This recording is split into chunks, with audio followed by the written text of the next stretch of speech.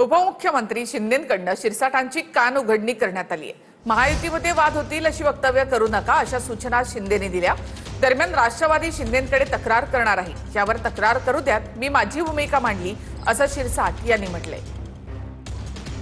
राष्ट्रवादीतल्या वादावर सतत वक्तव्य करणाऱ्या संजय शिरसाटांची उपमुख्यमंत्री एकनाथ शिंदेंनी कानउघडणी केली आहे। महायुतीत वाद होतील अशी वक्तव्य करू नका अशा सूचना शिंदेंनी शिरसाटांना दिल्या आहेत। राष्ट्रवादीचे काही लोक आमच्या संपर्कात आहेत, राष्ट्रवादीत काही आलबेल नाही असं वक्तव्य करून शिरसाटांनी नाराजी ओढवून घेतली होती।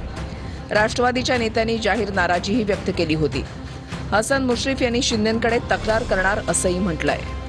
शिरसाटांच्या बद्दल मी शिवसेनेचे समन्वय समितीचे उदय सामंत आणि दादा भुसे यांच्याकडे स्पष्टपणाने नाराजी व्यक्त केली होती की ज्यावेळा आमच्या पक्षामध्ये काही झालं तर शिरसाट कसे बोलू शकतात।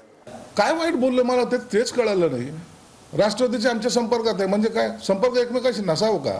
आणि ज्याला कुणाला तुम्हाला सोडून जायचं असेल तो जाईलच, त्यांना काय तक्रार करायची ते करू द्या, मी माझी भूमिका मांडलेली आहे।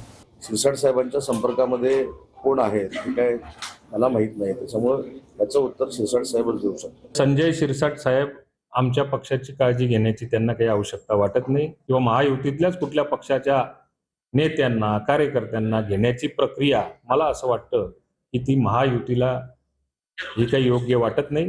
दरम्यान शिरसाटांच्या वक्तव्यानंतर शिवसेना आणि राष्ट्रवादीत तणाव निर्माण झाला होता। या तणावानंतर शिंदेंनी शिरसाटांना समज दिली आहे।